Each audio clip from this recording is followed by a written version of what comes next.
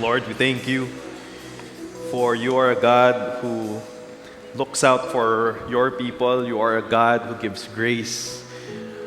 Even though, Lord, sometimes we know that we don't deserve it, yet your mercies are new every morning. And so we acknowledge your presence and your faithfulness over our lives. In Jesus' name, amen and amen. All right. Good afternoon, everyone. Yan, okay. Bigyan mo naman ng mainit na good afternoon yung katabi mo. Sabi, yun. Okay, hopefully mainit yun. All right. Now, we're going to be finishing our series today, The Final Say, and I want to invite everyone to stand up to their feet. We're going to be reading from 1 Corinthians 15, verses 35 to 58. Yan, mahaba-haba itong babasahin natin. But that's going to be the whole text. That's going to be the rest of the book of Corinthians 15, chapter 15. So again, yan, nakita niyo sa screen. Wala akong babasahin. I hope you brought your Bible so you can read along with us. And so let us read the Word of God. But someone will ask, how are the dead raised? With what kind of body do they come? You foolish person. What you sow does not come to life unless it dies, and what you sow is not the body that is to be, but a bare kernel, perhaps of wheat or of some other grain. But God gives it a body as He has chosen, and to each kind of seed its own body. For not all flesh is the same, but there's one kind for humans, another for animals, another for birds, and another for fish. There are heavenly bodies and earthly bodies, but the glory of the heavenly is of one kind, and the glory of the earthly is of another. There is one glory of the sun, and another glory of the moon, and another glory of the stars, for star differs from star in glory. So is it with the resurrection of the dead. What is sown is perishable, and what is raised is imperishable. It is sown in dishonor. It is raised in glory. It is sown in weakness. It is raised in power. It is sown a natural body. It is raised a spiritual body. If there's a natural body, there is also a spiritual body. Thus it is written, the first man, Adam, became a living being. The last Adam became a life-giving spirit. But it is not the spiritual that is first, but the natural, and then the spiritual. The first man was from earth, a man of dust. The second man is from heaven.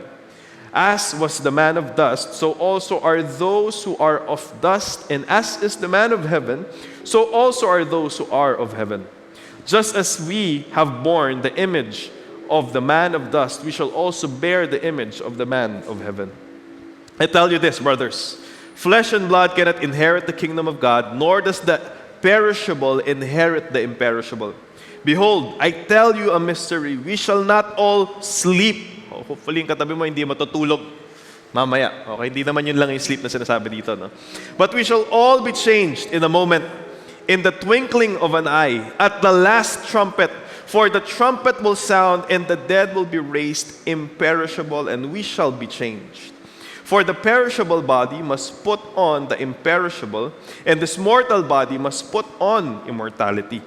When the perishable puts on the imperishable, and the mortal puts on immortality, then shall come to pass the saying that is written, death is swallowed up in victory. O death, where is your victory? O death, where is your sting? The sting of death is sin, and the power of sin is the law. But thanks be to God, who gives us the victory through our Lord Jesus Christ. Therefore, my beloved brothers, be steadfast, immovable, always abounding in the work of the Lord, knowing that in the Lord your labor is not in vain. Lord, we thank you for your word that is alive and active, able to correct, to rebuke, to transform, to give hope, to give life to every one of us. Holy Spirit, help us to comprehend your word. May there be nothing that would hinder us or distract us from understanding and embracing your word. In Jesus' name, amen and amen. You can take your seat. Again, high five mo yung katabi mo.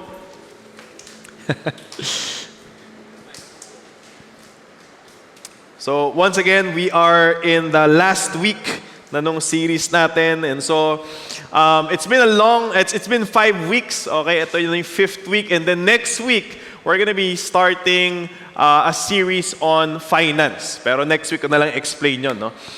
But just the context of this, again, it is very, very important kapag naintindihan natin ano ba yung nangyayari sa 1 Corinthians or dun sa church in Corinth. Okay? Now, just to give you a background, this was written by Paul, and he was talking to a church that had a lot of issues, a lot of problems. And so, some of their problems were factions in the church, meaning may clique. Alam mo yon, yung may mga ano lang kami, kumbaga in our context ngayon, taga RHS kami, puro RHS lang kasama namin. UANP, kumbaga magkakasama sa ibang church pero magkakahiwalay. Walang relationships. And what's worst is magkakaaway, tas nagdedemandahan. Okay, ganun yung itsura ng church. There were moral problems. There were, again, lawsuits, marriage and divorce, abuse of the Lord's Supper, intolerance, yung iba medyo mataas yung tingin sa sarili, namamaliit ng ibang tao. So, madaming issue na nangyayari doon sa church. There were problems with spiritual gifts, faulty views of this kind and this. And all of it is because they were living because of the position of their city and the background of their city.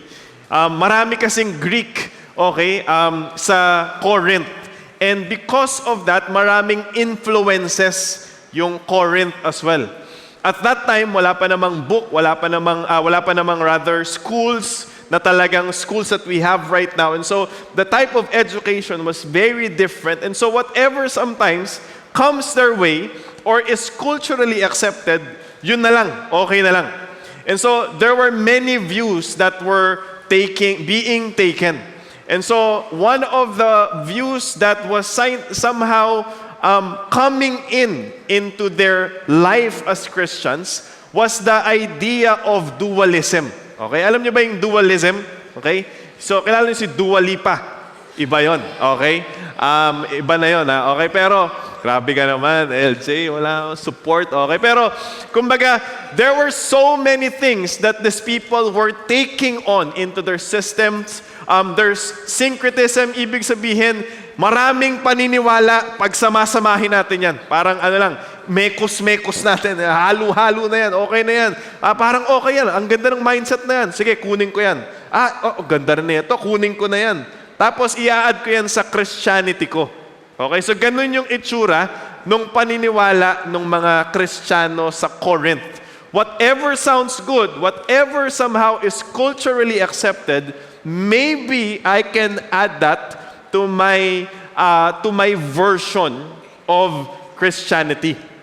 I like there was a line that I heard kaninang umaga. I was listening to a podcast. Sabi niya, Christianity or Jesus is personal, but it is never personalized. Na the gospel that we embrace, yes, it's personal. It is something that we are to believe, but it is never personalized. Hindi natin siya pwedeng sabihin na gawa ka ng sarili mong version ng Christianity. Kung anong gusto mong idagdag, okay yan. Sarili mong luto ng sinigang yan eh. Okay, may ganyan. Gusto mo lagyan ng sampalok, okay. Pero at the end of the day, pare-pareho namang sinigang yan. But Paul knew that it cannot be. Hindi to iisang gospel lang, hindi to iisang Christianity by the end of the day because there is proof, because now it is affecting the way that they live their lives. Hindi nila pwedeng sabihin, Paul, okay lang yung paniniwala namin.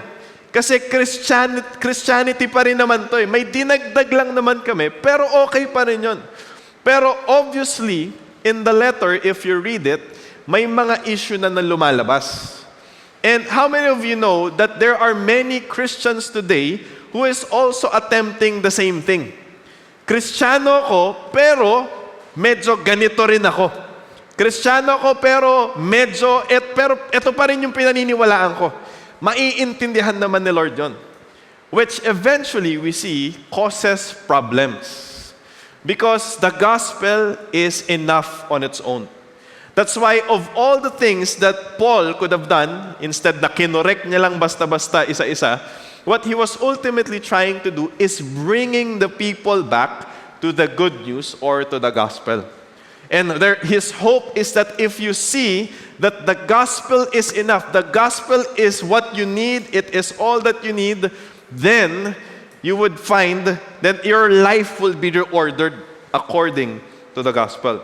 And so, 1 Corinthians 15, doon natin makikita, diniscuss ni Paul lengthily about the difference of dualism and the difference of Christianity. You see, dualism, ang pinaniniwalaan ng mga dualist is dalawa lang, dual lang ang tao, mind and body. Okay, walang spirit. Okay, so ibig sabihin, yung good part of you is your mind or yung ibang translation, soul. Basically, yun yung part na okay. Kasi yun yung part na hindi namamatay. Yung katawan mo, prison yan. Kaya masama yung katawan mo. So, ganun yung mindset ng mga Kristiyano tawag nito, na nandun sa Corinth nung time na yon. And Paul knew that can't be. Because you also are believing in the gospel that Jesus was raised from the dead. And so, how can you say that you believe in a Christ that resurrected from the grave, yet you think at the same time that you will not resurrect from the grave?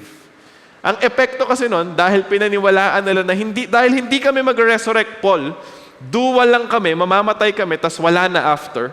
Ang epekto nun, yung mga Kristiyano, the way that they live their life is, kumbaga, they lived it recklessly. Kasi mamamatay naman kami, hindi naman importante yung katawan, di mag-party-party na tayo. Ganun yung basically ginawa na.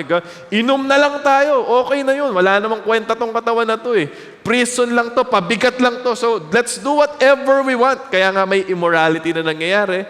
Because what matters most, Paul, is our mind. It's our soul. Our body doesn't baggage lang yan. But Paul wanted to give an emphasis na actually, that's not true. When you go back to the gospel, we see that there is life after death. And so, now, ito yung breakdown on. First week, pinag-usapan natin that when we understand the resurrection, it changes our reality. When Paul encountered the risen Christ, his life was never the same. Nung nakita niya na grabe, totoo nga, nabuhay talaga si Jesus, it did something in him, in his heart, in his whole life. It changed his direction. The second week, pinag-usapan natin that the resurrection gives us hope because we understand that there's resurrection. Therefore, we're not just living for the moment.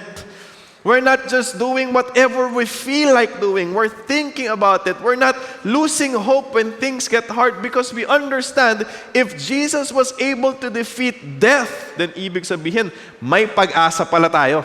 May panglaban tayo. Hindi tayo basta-basta makakrush ng mga reality natin. And then third week, pinag-usapan natin, the resurrection makes us victorious. Because Jesus was victorious over sin and death, ibig sabihin, pwede pala tayong maging victorious over sin and death. Hindi tayo slave ng kasalanan. Tignan mo yung katabi mo, mukha bang free na free ang katabi mo? Okay, mukhang hindi slave yung katabi mo. Oh, grabe, sobra, no? Parang alam mo yun, yung walang magawa sa kasalanan. Pag may nagaya, oy, tol, drugs naman tayo. Sa akin na yan. Yung parang walang walang control sa katawan, di ba? May naggaya sa'yo, tol, punta tayo Baguio. Anong gagawin natin? Magnakaw tayo doon. Dito na ako sa Baguio ngayon. Mga ganun, no? Ang bilis pag mga kalokohan. Now, Paul is saying, because the resurrection is true, natalo ni Jesus yung sin and death.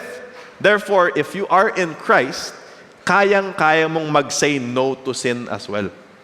Not out of sheer power mo, but through the power of the resurrection at work in your life. And then last week, pinag-usapan natin, the resurrection shapes our lives and compels us to live purposefully as well. Kita natin, si Paul ginugulpe, pero para sa kanya, okay lang yun. Walang pain for me because my life has a bigger purpose. My life is not gonna be influenced by all of these things that's happening around me, my life is being influenced by Jesus Christ. So, again, very jam-packed na chapter pag tinignan mo. Now, we go to verse 35. Alam na ni Paul, okay? So, in-explain niya na, guys, eto yung resurrection, eto yung nangyari, ganyan. Pero, matalino si Paul. Alam na ni Paul na ahead of time, may magbabatiko sa kanya. Alam na ni Paul na merong magtatanong sa kanya, okay? So, inunahan niya na. Sabi niya, but someone will ask. Sino dito may kakilala kang ganun? May kakilala ka na ang dami mo nang in-explain, ayaw pa rin maniwala sa'yo. May ganun ba kayo kakilala? Oo, hindi, ang ganda doon. Pakita mo. Yung may nga ganon.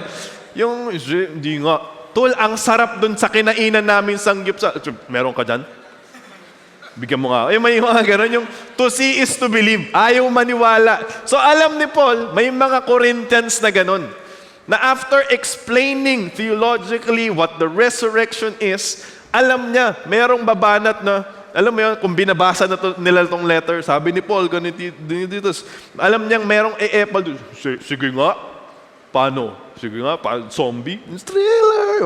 Ganun ba yun? So kaya, sabi dito, how are the dead raised? With what kind of body do they come? Now, just to understand, we live in a very different time from them.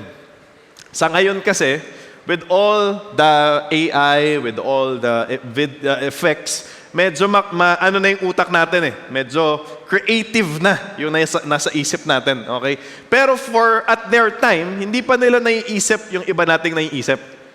Kaya alam ni Paul na merong magtatanong ng ganito. Binanatan ni Paul, di ba? Grabe yung banat niya. Kung nakita niya yung verse, sabi niya, you foolish person. Ginanon agad, galit no? Parang, wait lang, di ba? Sa ibang translation, sabi niya, now, that is talking without using your minds. Grabe. Sa Tagalog, ginagamit mo ba yung utak mo? Parang, Paul, wait lang. Mar-record to sa Bible, ha? Oh, sabi niya. Pero, again, it's a logical question. Okay, totoo yung resurrection, pero paano mangyayari yun? Paano mangyayari yun? Kasi kapag nilibing ka, magdi-disintegrate ka. So, how will that work? So, yun yung logic na nasa isip nila. And so, we wanna look at the answer of Paul. Okay? We wanna break it down. And as we read this text kanina, Paul is somehow just going back and forth. Okay? Iba lang yung the way that he would explain it in the latter part, but it's the same thing that he's trying to say. So we're not going to jump on every verses, okay? Because that is going to take us a lot of time, okay?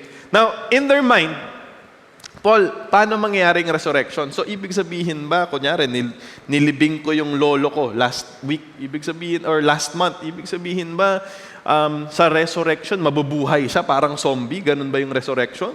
Parang paano pag sinunog namin yung lolo namin? Ibig sabihin, yung ashes, biglang magsasalita, di ba? Ba't ko sinunog, di ba? Yung ganun ba? So, very animated yung isip nila. But, what Paul was trying to say about the resurrection is the resurrection is a step forward, not backward. Again, for them, they're thinking the body is a prison. So kung namatay kami, na-set free na kami, so kung ma-resurrect kami, ay, paano na yun? E di, nakulong ulit kami, Paul. Parang hindi ata okay yun. Parang pangit ata, nabuhay ulit kami. Mababound ulit kami by all this pain, with everything. But Paul was clarifying. Sabi niya, actually, it's not that. Actually, when we get resurrected, if you are in Christ, it's a step forward. Things are actually better for you. You are actually becoming a new person. There's transformation that's happening. Sabi dun sa next slide, you foolish person. Ganyan sabi niya, no? What you sow does not come to life unless it dies. And what you sow is not the body that is to be, but a bare kernel, perhaps of wheat or of some other grain. But God gives it a body so as He has chosen, and to each kind of seed at its own body. What Paul is trying to do dito is gumagamit siya ng analogies, okay? Or illustrations. So gumagamit siya ng language na mas maiintindihan nila na, parang ganun nga, no? And ang nagamit niyang illustration is the idea of a seed. Now, sino dito naalala mo yung project nyo nung munggo? Sino naalala mo yung munggo? Di ba? Yung munggo na iniwan mo sa tissue. Tapos after 2 days, meron ng sprout, di ba? So, yung sinasabi ni Paul dito is our bodies is like a seed. God placed us here on this earth, but we're not meant to stay in seed form for the rest of our lives. God placed us here, we're like a seed, but there will come a day, there will come a time that we will have to die. Reality yon. Tignan mo yung katabi mo, mamamatay yan someday. Okay? Huwag mo naman takutin, okay? Pero yun yung reality. And guess what? When that happens, yun na yung moment. Kasi pag nagplant ka ng seed, pag naglagay ka dyan, mamamatay yung seed. It has to die. Okay? So the seed doesn't just transform into something else. It first dies inside, it breaks, and it becomes totally something that's different. And what Paul is trying to say is, when you and me, when we get resurrected, life continues for us. It's the same you, okay? Tignan mo yung katawan mo. Tignan mo yung katawan. Pag na-resurrect ka, hindi yan, yung ilong mo hindi tatangos. Okay? Yan pa rin yun, okay? Hindi ako puputi, okay? Kikinang siguro. Saya na, no? Pero maitim pa rin ako, okay? Ganun talaga. Ginawa ni God eh. Pero, we're continuing. It's the same body. Pero, here's the difference. Okay? It's the same body, but there's also this continuity. Ibig sabihin, it's a different body as well. Okay? It's the same body, parang si Jesus, but at the same time, it's also different. Gets? It's same, but it's different. It's your body. You can still identify, katawan ko. Kumbaga, kapag na-resurrect ka, hindi ka magugulat na yung katawan ko, biglang na kay Melfred. Ganun, no? Melfred, nagkapalit tayo ng katawan. Hindi, yung katawan natin, yun pa rin yun. Pero, the difference is, now, it's glorified. It's so different. It's unrecognizable. Kumbaga, kung yung seed, eto yung tinanim mo, grabe, ang layo na. Sobrang hindi mo mako-compare in the first place. Yun yung sinasabi ni Paul, that the resurrection, that's what happens. It's not a downgrade.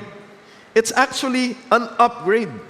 Because that body will be transformed. That body will be glorified. Can you say glorified? Your body will be glorified. It's not going to be like the way it is. Because in this life, there is something that is inevitable, and that is death. But what Paul is saying is every created thing eventually will transform. Kaya, pag binalikan natin yung verse kanina, balikan natin yung verse. Sabi niyo to, what you sow does not come to life unless it dies. And what you sow is not the body that is to be, but a bare kernel, perhaps of wheat or some other grain. But God gives it a body as He has chosen. Yan yung pinili na body ni God for us, to each kind of seed its own body. Now, He moves from this analogy to the next analogy. Sabi niya doon, for not all flesh is the same, but there is one kind for humans, another for animals, another for birds, and another for fish. And what Paul is trying to just basically say, if God can make all types of bodies, then what makes you think He cannot make a resurrected body? God made all these types of bodies. In fact, He goes to continue to say, there are heavenly bodies and earthly bodies, but the glory of the heavenly is of one kind. Magkakaiba ng glory yan. So he's using all of these analogies. When you look at the kernel, look at the seed, you look at the animals, you look at the heavenly bodies, the glory of the earthly is of another. There is one glory of the sun, another glory of the moon, and another glory of the stars. So magkakaiba ng glory, and guess what? Your body, its glory is not going to be found on this earth. Your glorified body will only be seen at the time of resurrection. And it's a type, and when that day comes, we are actually moving forward. Grabe, ang saya nun. Imagine mo yung panahon na yun, pag nangyari yun, di ba? Magkikita-kita tayo. Hopefully magkita-kita tayo, no? So dito, yung katabi mo mukhang makikita mo yun sa resurrection, di ba? So hopefully magkita-kita tayo dito, no? Pag hopefully walang magkaiwanan. Pero when that day comes, we're gonna see the glory that God has actually reserved for every one of us. Kaya for Paul, ang effect niya, dahil merong glory na naghihintay para sa atin, therefore, I can go through this pain and hardship today. Okay lang, banatan niyo ako, bugbugin niyo ako, i-persecute niyo ako, okay lang, wala yan compared dun sa glory na naghihintay for me. Kaya ganun yung mindset ni Paul. Because kaya walang takas yung mga jailer sa kanya. Pag pinatay si Paul, papatayin ka namin, game, I may gain Christ. Panalo yun, glorified body na ako. Parang hindi okay yun ah. Parang excited kang mamatay, Paul ah. Ay, hindi, sige, bubuhayin ka na lang namin. Okay, game. Magmi-ministry pa ako, magpi-preach pa ako ng gospel. Wala silang magawa kay Paul because Paul understands the power of the gospel. That if I live for Christ. But if I die, grabe, it's my gain. I gain Christ. I gain more of Christ. That's why the resurrection is actually a step forward, not a step backward. Because we're gonna be transformed, fully transformed. So ibig sabihin yung mga katawan natin, ang peak niyan is hindi nandito sa mundo na to. Ang peak niyan is hindi pag lumaki, hindi pag naging macho, okay, may abs, di ba? Hindi yun yung peak. Ang pinaka-peak ng katawan natin is when we actually get resurrected. But Paul doesn't end there. Paul continues to say that the resurrection is eternal, not temporary. So, yes, you're going to be stepping forward. Things are going to be new. Things are going to be greater, different. Pero nakakalungkot, no? Kapag merong isang bagay na okay, tas temporary lang. Alam mo yun, yung parang libre. Sino dito nag-i-enjoy ka sa samgyupsal? Tapos nalulungkot ka kapag may oras lang? Sir, mapaalis na po kami. Sir, 5 minutes to go, sir. Yung mga ganun, yung parang, ba naman to? Yung, pwede bang unli buong araw? Sir, sorry, ano ko po kami. Yung, may mga ganung moment na sana pang habang buhay na lang to. Sino dito, nung na-recognize ka na high honors, di ba, yung moment na yun, umakyat ka sa stage, sabi mo, sana habang buhay, nasa stage na lang ako. Di ba, para makita niyong lahat kung gaano ko ito panaghirapan. Grabe, no? Pero the reality is, may mga moments na hindi pang habang buhay. Temporary lang. Okay? Sino dito, merong kang peak nung kagwapuhan o kagandahan mo? Yung, alam mo yun, tas after a few years, medyo, sobra naman yung nagdi-disintegrate, no? Hopefully, hindi naman, no? Nag-fade. Okay? Okay? Pero yun kasi yung reality sa buhay na to eh. Kahit gaano ka kagwapo, kaganda, katindi, eventually, we find out it's temporary. And what we sometimes do is we try to hold on to that as much as we can. Because sometimes we've lost sight of something that is more eternal. And so sometimes we trade what is eternal for what is temporary. Okay na, masaya dito, okay, but when we understand the Lord, that is a far more longer life. That's eternity. Then I'd rather invest there than just invest in my life today, which is going to eventually fade away. Sabi dun sa verse 42 to 49, Paul acknowledges something that is real. Sabi niya, so it is with the resurrection of the dead.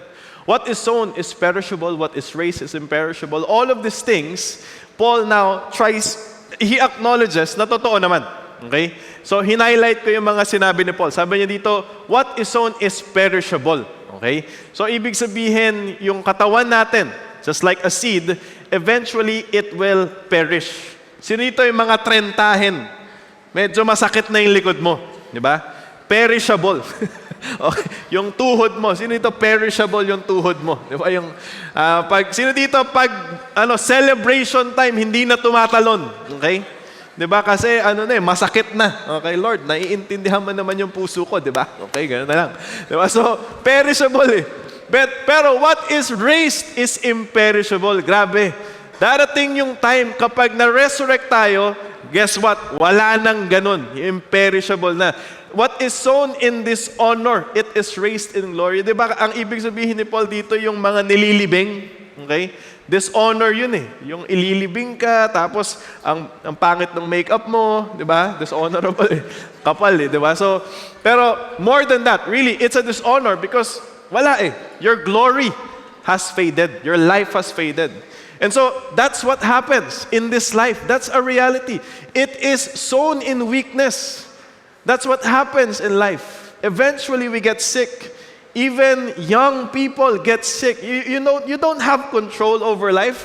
Eventually, weakness hits us. Eventually, but it will be raised in power. It is sown a natural body. It is raised as a spiritual body. And so, Paul is saying, there will come a time where all of these things that we're going to be experiencing, the imperishable body, the glorious body, the powerful body, spiritual body, it's not just going to be a momentarily thing, but it's going to be eternal.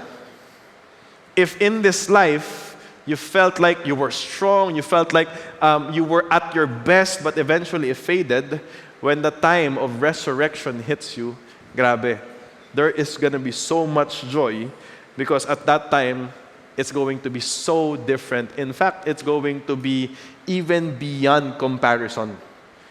It's not even worth comparing the life that you will live when you are in Christ. And so, Paul has described the new body as being eternal rather than temporary, glorified rather than dishonorable, powerful instead of weak. And how does that happen? Why will that happen? Because, as Paul mentioned here, if you are in Christ, if you are in Adam, ibig sabihin, if you are in Adam, yung ibig sabihin ng reference ni Adam dito is if you were identified with the person that fell when sin came into the picture in Genesis, if you came from that lineage without Christ, then you are a living being. And if Adam came from dust, and without Christ, eventually Adam crumbles into dust, then you will crumble into dust as well. But if you are in Christ, what Paul is saying, then the last Adam, which is Jesus, became a life-giving spirit. Therefore, if you are in Christ, you do not end up becoming dust. You do not end up just dying and rotting, okay? But you end up becoming a life-giving spirit. As was the man of dust, so also are those who are of the dust. And as is the man of heaven, so also are those who are of heaven. So that's what happens. When we identify with Christ, it changes our destiny. It changes how our lives will eventually look. It changes not just our life today here on this earth, it changes everything after this life.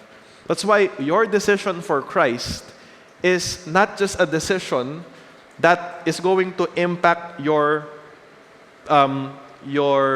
life here on this earth. Your decision for Christ is not just going to impact your 5 years on this earth, your next 10 years. Your decision in Christ is so important and it's so urgent that if you make a decision to commit your life to Christ, what changes is not just your schedule. It doesn't just you don't just become part of a youth service. You don't just add something into your schedule just because you became a Christian. Christian na ako, ano na mangyayari sa buhay mo? Attend na lang ang conference. Ano na mangyayari sa buhay mo? Bibili ko ng merch. Your life doesn't just become a life that is just, alam mo yun, puno ng schedule, busybody. Your life changes fully until eternity. Just as we have been born in the image of the man of dust, we shall also bear the image of the man of heaven. And for people way back who understood this is the reason why they were compelled to give their lives. Because they understood that our lives, no matter how it looks like today, if we are in Christ, we're going to follow the one who has gone ahead of us. We will bear the image of the man of heaven. We will bear the image of Christ, not just in this life, but even in the life that is after. Amen? Now, as we try to wrap it up, the third thing that Paul tries to bring to the Corinthians is that the resurrection is worth looking forward to. As Paul now tries to explain, to give analogies, to try to help them understand and see the beauty and the power of the resurrection, he now ends with these verses. Sabi niya doon sa verses 50 to 58, I tell you this, brothers, flesh and blood cannot inherit the kingdom of God, nor does the perishable inherit the imperishable. The need for us to be resurrected is because there will come a time that we will be entering the kingdom of God.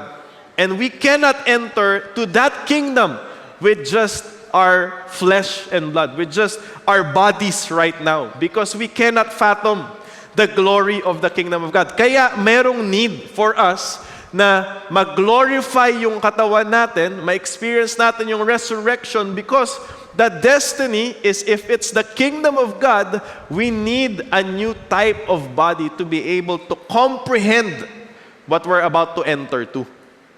Hindi pwede tayong pumasok sa isang lugar na the same or luma yung katawan natin. Diba?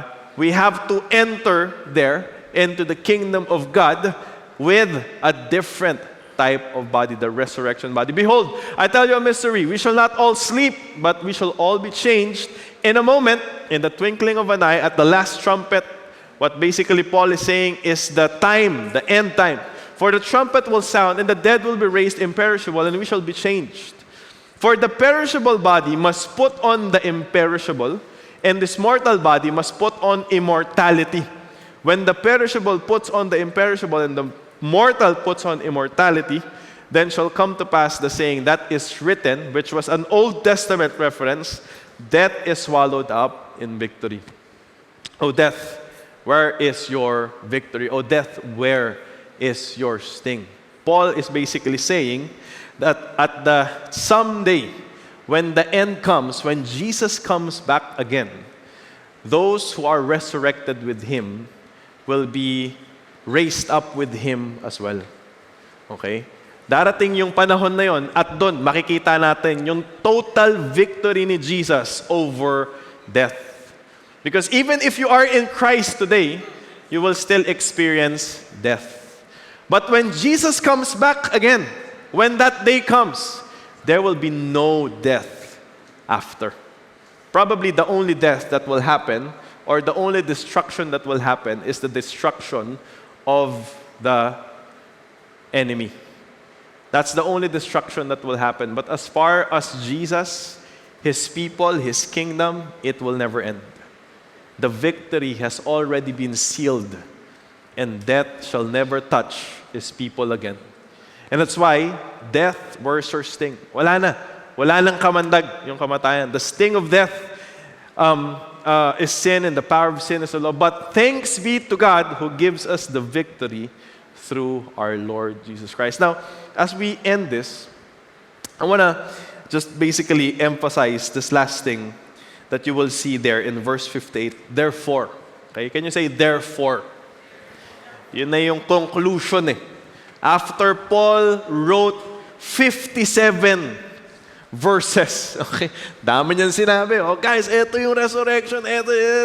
After all of that, therefore, because the resurrection is real, because the resurrection will happen, it's going to be a step forward, because the resurrection is going to be eternal. Therefore, my beloved brothers, be steadfast. Be immovable. Because the reality is, even though you're waiting for the resurrection to come, you're still going to have challenges. Tama ba? Sino dito, nung naging Kristiyano ka, may challenge ka pa rin? Hindi dumali yung buhay. Sino dito, yung katabi mo, nung dumating yan sa buhay mo, humirap yung buhay mo? Okay. Di ba, grabe, okay lang dati. Pero nung dumating to, parang bumigat eh. Merong laging no? May nag-i-invite sa'yo mag-youth service, pero nagpapalibre. Grabe, no? Siya yung mangunguna, punta tayong youth service. O sige, tara, libre mo naman ako. Oh, grabe pa. Hindi mo alam kung blessing ba to o curse. Sobrang curse, no? Pero, sabi dito ni Paul, therefore, my beloved brothers, be steadfast. Kapit. Sa buhay na to, there's gonna be tribulations, there's gonna be trials, but because meron kang nakikitang picture, grabe, kumapit ka lang. Be immovable. Diba? Alam niyo ba yung the man who can't be moved? Diba? Ganun. Diba? Hindi man na yung makeup na. Naalala niyo ba yun? Diba? Ganun ka daw. The man who can't be moved. Kasi may hinihintay eh. Diba? Always. Pero hindi ka lang steadfast, hindi ka lang immovable. Pero as you wait for God, you are also abounding in the work of the Lord. Grabe.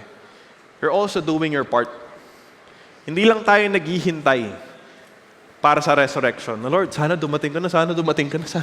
Pero habang hindi pa dumarating, we're alert. We're doing what we need to do. We're urgent in the mission that God has called us. I remember, as we try to end this, and I invite the music team, I remember when I was about to be married to my wife, we're celebrating our 10th year.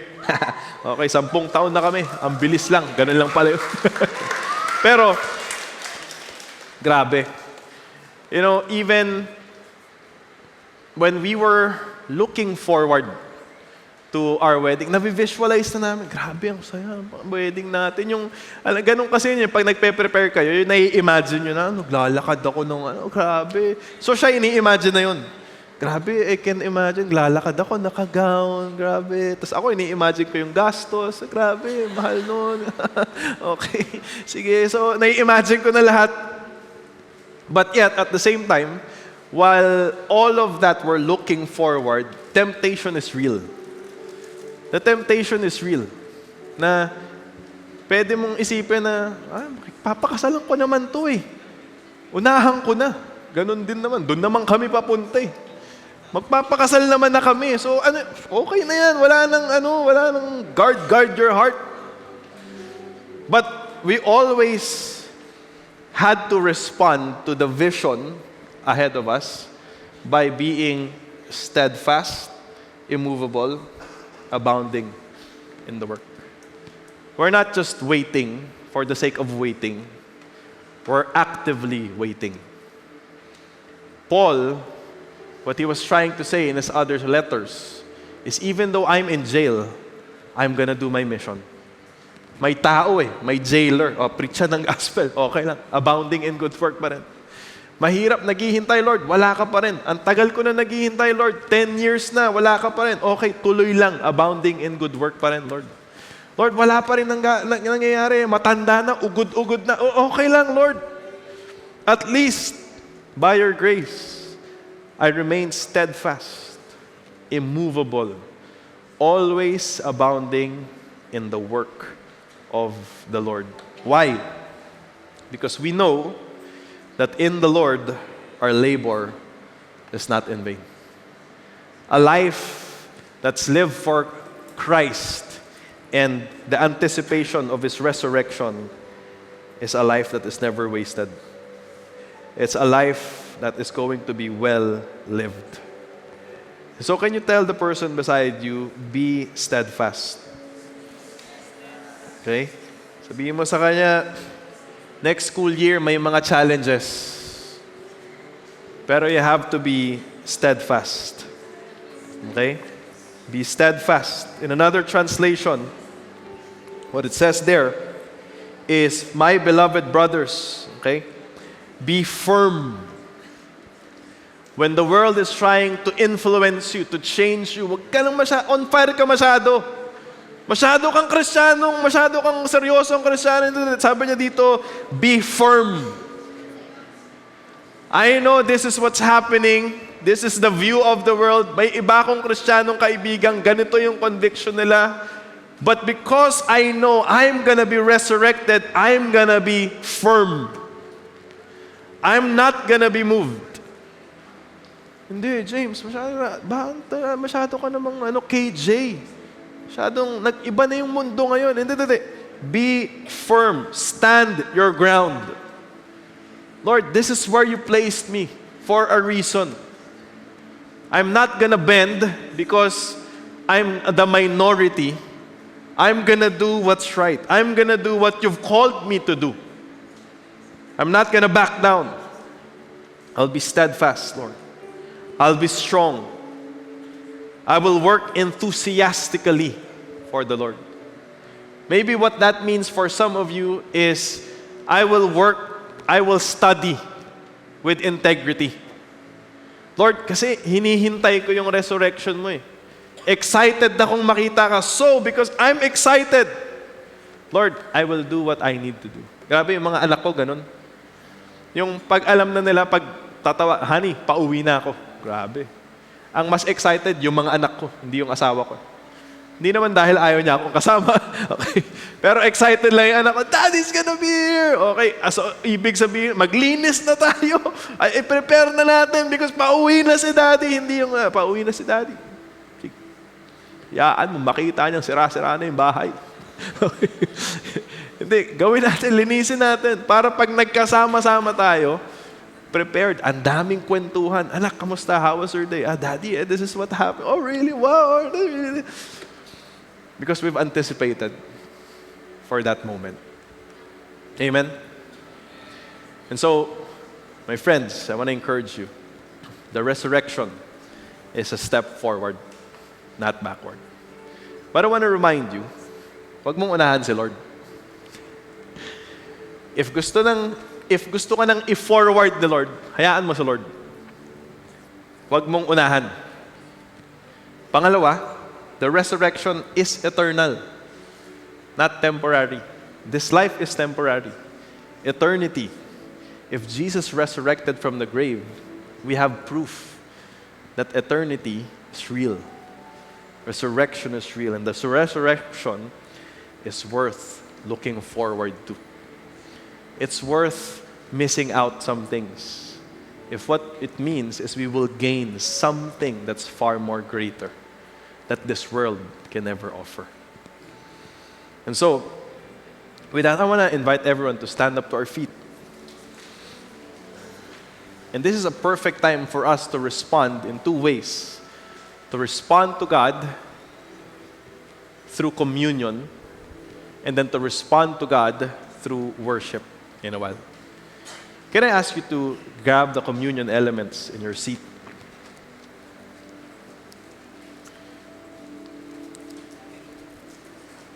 We'd like to end the series and the sermon today by partaking of communion, because communion is a reminder to us of very important things to consider as we go through life.